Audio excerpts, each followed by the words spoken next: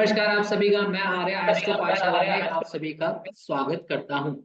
जैसा कि आप सभी को पता है कि हम लोग बृहस्पति की एक सीरीज कर रहे हैं जिसमें हम बृहस्पति के सारे भावों के बारे में चर्चा कर रहे हैं। सबसे बड़ी बात है कि आज हम बृहस्पति के 7वें भाव के बारे में बात कर रहे हैं। अब इसमें बड़ी बात क्या है? इसमें बड़ी बात यह है कि 7वां भाव जो होता है वो शादी का होता है, वो होता है जीवन साथी का भी होता है। अब वहां पर अगर देवगुरु बृहस्पति आ जाएंगे जो वैराग्य से संबंध रखते हैं, पूजा पाठ से संबंध रखते हैं, तो उनका क्या महत्व होगा, उनका क्या डायरेक्शन होगा? वो एक व्यक्ति को एक गृहस्थ जीवन जीने के लिए प्रेरित करेंगे या फिर बृहस्पति कारक जीवन जीने के लिए प्रेरित करेंगे। आज इसी बारे में हम जानने के लिए मौजूद हैं लाल किताब एक्सपर्ट मिसेस सुनीता शर्मा के साथ। प्रणाम मैम, स्वागत है आपका हमारे चैनल पर। प्रणाम। आज आज हम लोग चलते हैं 7वें भाव पर। गुरु गुरु सात पल ये जाने कि 7वां भाव है क्या। 7वां भाव है दाम्पत्य जीवन का, पार्टनरशिप का। ये 7वां भाव डेली इनकम का जो स्रोत बनती है, बिजनेस, उसका है। और और गुरु गुरु को न बिजनेस से मतलब है, न शादीशुदा जिंदगी से मतलब है, लेकिन वो उनको आकर के यहाँ बैठना पड़ रहा है। अब यहाँ पर और ये दूसरी बात यह कि इस भाव का जो ऊर्जा है, दो ग्रह है, बुध और शुक्र, और दोनों गुरु के शत्रु। अब तो गुरु ऐसे भी परेशान हो गए आकर के कि दो शत्रु के बीच में आकर के मैं बैठ गया। वहां पर एक कहावत कहा जाता है कि गृहस्थी में फंसा हुआ साधु, कि एक साधु इंसान है और वो गृहस्थ की जिंदगी में फंस गया है। अब वो कह अब यहाँ पर तो गुरु आए हैं। अब गुरु का जो नेचर है वो अपना नेचर के अनुसार काम करना चाहेंगे, लेकिन शत्रु के घर में आए तो हम जिसके घर में जाते हैं उसी के अनुसार हमें चलना चाहिए, ये हमारी नियम होनी चाहिए। लेकिन अगर गुरु अपने बुध और शुक्र के नियम के अनुसार नहीं चलते हैं, वो अपने ही हिसाब से चलेंगे। जैसे गुरु का काम है धर्म का काम करना, पूजा पाठ करना, समाज के सेवा करना, इन सब कामों को करते हैं। धार्मिक अनुष्ठान अनुष्ठान करना, घर में ज्योत जलाना, या तीज त्योहार बड़े धूमधाम से मनाना, पंडित पुरोहित को बुला कर रखाना। तो यानी ये हो गया आपका गुरु, गुरु का कार्य। जब हम गुरु मजबूत कर देंगे तो यहाँ पर शुक्र भी नाराज हो जाएगा और बुध भी जो दो घर का होता है, जो मालिक है इस घर का। अब बोलेगा कि मैं तो मालिक हूँ, मेरे घर में रेंटर है और वो अपनी मनमानी कर रहे हैं, तो वो तो दोनों को नाराज होना ही है। जब वो नाराज हो जाएंगे तो परेशानी आ जाएगी जीवन में।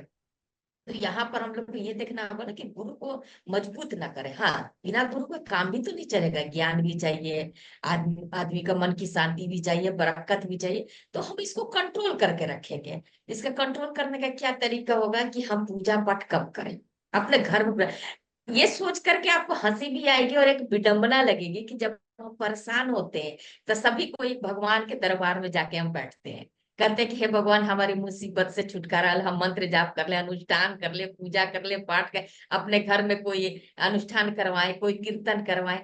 लेकिन यहाँ पर विडंबना यह कि अगर हम पूजा पाठ कर रहे हैं तो हमारी दुखों की ये जो पहाड़ है ना, बड़ी हो जाएगी, दुख बढ़ जाएंगे। ये सोचकर सभी को हैरानी होगी कि पूजा पाठ करने से भी किसी तरह दुख आता है इंसान को, इंसान परेशान होता है तो जाता है। लेकिन अब गुरु का ये नेचर है कि उस भाव में आकर बैठा है, तो उसको अपना नेचर को कंट्रोल करना पड़ेगा। तो इसके लिए हमको क्या करना है कि पूजा पाठ कब करना, हाँ पूजा करें, मंदिर में जाए, माथा टेके और चले आए। अगर हम गुरु ग्रह को कमजोर नहीं करेंगे, कमजोर करने का अर्थ ये नहीं हुआ कि उसको खत्म कर रहे हैं, तो क्या होगा कि हमारी बुद्धि जो है ना, बुध कमजोर हो जाएगा। जब बुध कमजोर हो जाएगा हमारी बुद्धि कमजोर होगी। और ये क्या है, जिम्मेवारी का भाव है, दाम्पत्य जीवन, यानी आपका पूरे घर की जिम्मेवारी। घर की जिम्मेवारी कहाँ से आएंगे, जब हम इनकम कमाएंगे। भाई तो इनकम कमाने के लिए तो बुद्धि होनी चाहिए। अब देखिए एक बात आपको मैं बताना चाहिए, यहाँ बुद्धि भी ज्ञान का कारक है और भी गुरु भी ज्ञान का है, लेकिन दोनों में डिफरेंस है। बुद्ध बुद्ध जो है, बुद्ध बुद्ध रिसर्चर है। वो कहता है कि अगर हम जैसे गुरु कहते हैं कि हमारे पुस्तक में जो लिखा हुआ है, हमारे धर्म में जो लिखा है, उसका हम अनुयायी करेंगे, है उस बात को हम फैलाएंगे, उस बात को बताएंगे। जैसे हो गया कि भाई हर इंसान को सुबह उठना चाहिए, हमारे धर्म में लिखा है। गुरु की जो मान्य गुरु वाले बताएंगे कि हर इंसान को सूर्योदय से पहले उठ जाना चाहिए। अब इसमें बुद्ध को भी बुद्धि, उसने बोले वो रिसर्च करे क्यों उठना चाहिए, इसको उठने से फायदा क्या होगा, क्योंकि वो रिसर्च करेगा तो उसको हासिल करेगा। बिना रिसर्च करे। तो इसीलिए बिजनेस में हमको रिसर्च चाहिए। उसे जो लकीर की फकीर बनकर के हम चलेंगे तो हमारा काम नहीं चलेगा है, क्योंकि ये डेली बेसिस का जो ये है भाव है। तो इसके लिए हमको बुद्धि तीव्र चाहिए, आगे का सोच करके चलना चाहिए कि कब हम कौन सा स्टेप उठाएं कि हमारी 2 पैसे की इनकम होगी। जब पैसे आएंगे तो परिवार खुश होगा, परिवार खुश होगा, दाम्पत्य जीवन खुश होगा, खुशियां ही खुशी होगी। लेकिन अगर गुरु यहाँ पर अपना काम करता है तो ये बहुत अच्छे इंसान होते हैं, सीधे पूरे समाज के लिए सोचते हैं, सबके लिए धर्म।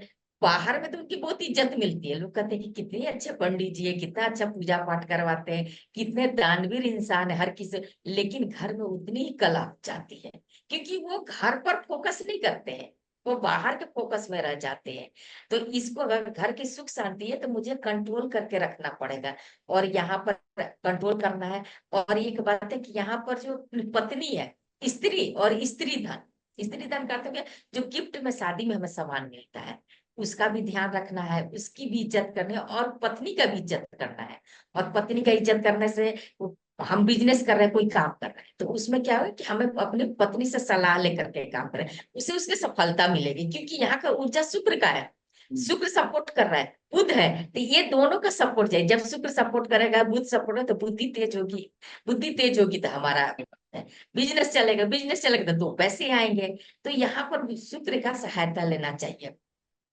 और इसके बावजूद अपना जो ये है, जो नियम है कि हमको गुरु को थोड़ा सा कंट्रोल करके रखे, कंट्रोल करे और आगे बढ़े तो बहुत अच्छा रहे। इस एक बात और ध्यान रखना यहाँ जरूरी है कि जैसे हो गया ना कि ये सब इंसान जो होते हैं जिनका 7वां घर में गुरु होता है, 34 साल का उम्र तो ठीक ठाक चल जाता है वो पूजा पाठ करके भी। लेकिन 34 साल के बाद जब उम्र का ढलाव आता है तो उनकी तो नेचर वही होती है, सभी का आपका हेल्प करने का, पूजा पाठ उनका, वो बिजनेस तो चल नहीं पाता आगे, फिर पैसे की जरूरत पड़ती है, बच्चों की जरूरत है, तो उनकी स्थिति बहुत दयनीय हो जाती है। तो ये पहले ही जिनको नॉलेज हो जाए कि हम हमारे 7वें भाव में गुरु है, तो उनको ये शुरू से ही इस बात का फॉलो करनी चाहिए कि हमें पूजा पाठ नहीं, अपने कर्म पर ध्यान देना चाहिए। यहाँ मेन बताता है कर्म, कि हमको अपना ध्यान तो करना है, लेकिन इस कर्म हमारे जीवन की सबसे बड़ी प्रधानता कर्म। पहले हम कर्म को करें, उसके बाद हम पूजा पाठ पर ध्यान दें। और ये करने के बाद जैसे कहा जाता है कि ज्यादा पूजा पाठ, जैसे घंटी होती है, घंटी को हम लोग केतु कहते हैं लाल किताब में, और केतु पुत्र को भी कहते हैं। जो आदमी अगर जितना घंटी बजाएगा उतना उसका पूजा पाठ करेगा, घंटी पर उतना उसका जो पुत्र जो होगा उसके जीवन में समस्या आएगी। पुत्र का कि दोनों केतु है, तो इसलिए अपने या पुत्र होने में समस्या है या पुत्र के जीवन में समस्या है, तो ये सभी का ध्यान रखना होगा। और एक और बात है कि यहाँ पर अगर सब कुछ ठीक कर लिए तो अपना अगर बिजनेस आप कर रहे हैं, आपको दिमाग में आपको समझ में आ गया कि भाई मुझे कम पूजा पाठ करना है, जाकर माथा टेक करके आ जाना है, हमको ज्यादा अनुष्ठान घर में नहीं करना है, अखंड ज्योत नहीं जलाना, उनको समझ में आ गई। अब आगे बढ़ना है, अब अपने बुध और शुक्र के अनुसार हमको जीवन में आगे बढ़ना है, दोनों का सपोर्ट चाहिए। इस समय हमको क्या करना चाहिए कि अगर हम कोई काम कर रहे हैं तो किसी पार्टनर के साथ काम करें, घर बाहर नहीं, कोई बाहरी पार्टनर कोई बात नहीं, परिवार के किसी मेंबर को अपना बिजनेस में पार्टनर बना लीजिए। जब पार्टनर, क्योंकि इस ये भाव भी पार्टनर का है, तो ये सारे मिल जाएंगे तो आपका जो भी परेशानी है जीवन में वो ठीक हो जाएगा। अगर इस सब करने के बाद भी हम अच्छे से चले, अपनी पत्नी को इज्जत दे रहे हैं, पत्नी की सलाह मान रहे हैं, ये अपना बुद्धि को सही कर रहे हैं, कि जो हमारी बुद्धि सही हो है, कि अपना ध्यान जो कर्म पर कर रहे हैं, क्या कि हम पूजा पाठ पर ध्यान न लगा करके हम कर्म पर कर रहे हैं। अगर सब कुछ सही चल रहा है फिर भी आपको जीवन में लगे कि कहीं ना कहीं कुछ कमी हो रही है, कुछ प्रॉब्लम हो रही है, तो इसके लिए कुछ उपाय करें। जैसे गुरु है, तो भाई जब आदमी परेशान होता है तो अपने दोस्तों से सहायता मांगता है, और उसके दोस्त उसकी हेल्प करते हैं। तो गुरु के दोस्त कौन है? चंद्रमा है, सूर्य है, मंगल है। तो इसकी क्योंकि क्योंकि वो तो पूजा पाठ करने वाला इंसान, उसको फंस गया गृहस्थी में, तो वो ऐसे ही परेशान है, तो कोई तो सपोर्ट करे जो उसको मन की शांति मिले। तो इस समय हम गुरु के साथ चंद्रमा का हेल्प लेंगे। चंद्रमा का हेल्प कैसे लेंगे?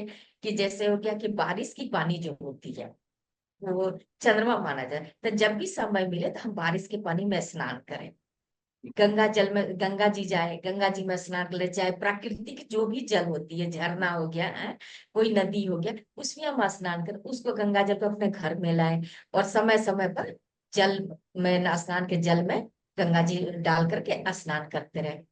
मंगल का सपोर्ट चाहिए तो मंगल जी के, हनुमान जी के मंदिर जाए, वह हनुमान जी का पाठ करे, मीठा प्रसाद बांटे, सूर्य का सूर्य उपासना करे, है ना, सूर्य नमस्कार करे। इस तरह से ये तीन, उसके बाद भी और छोटी छोटी बातें हैं कि जैसे हो गया कि आपका ये लाल मिर्ची होती है डंडी वाली, इसको मंगल माना जाता है, उसको पीले कपड़े में बांध देंगे, और पूर्व दिशा सूरज का होता है, उसको हम हैंग कर देंगे। तो इससे भी छोटी छोटी हम उपाय करके भी अपना प्रभाव ले सकते हैं। लेकिन यहाँ सबसे बड़ी बात ये होगी कि आपको अपना कर्म पर ध्यान देना है, न कि पूजा पाठ पर। ये शायद पहला ऐसा भाव होगा जिसको सुन करके लोगों को हंसी भी आती होगी, या ओके। समझ में भी नहीं आता होगा कि पूजा पाठ करने से किसी का जीवन बर्बाद होता है। और यहाँ 100% सच्चाई है कि आप जितना पूजा पाठ कीजिएगा आपका जीवन उतना ही बर्बाद होगा, आपका दाम आपको समझ में नहीं आएगी कि ऐसा क्यों अगर किसी के साथ ऐसा हो रहा है, उसके पास कुंडली नहीं है, तो एक बार एक ऐसा सोचे, इस वीडियो को देखे, एक बार वो पूजा पाठ बंद करते हैं कुछ दिनों के लिए, कम से कम 1 महीना के लिए वो पूजा पाठ बंद करते हैं, अपने जो जो उनकी दिनचर्या है। तो देखिए कि आपके जीवन में क्या चेंजिंग आता है। अगर आपके जीवन में चेंजिंग आ रहा है, अपने घर पर ध्यान दे रहे हैं कि हमारे बीबी को क्या जरूरत है, बच्चों को क्या जरूरत है, उनको उनके लिए हमको कहाँ से क्या लाना है, कौन सा बिजनेस करना है, कौन सा कर्म पर ध्यान पे, अगर ऐसा होता है तो ना कुंडली होते हुए भी आप समझ लीजिए कि आपके नसीब में पूजा पाठ नहीं है। आपको सिर्फ मंदिर के सामने से मत्था झुकाकर निकल जाना है, ना कि वहां जाकर घंटी बजाना है या आरती न करना है, ये सब नहीं करना है। ये गुरु का यहाँ पर भाव है।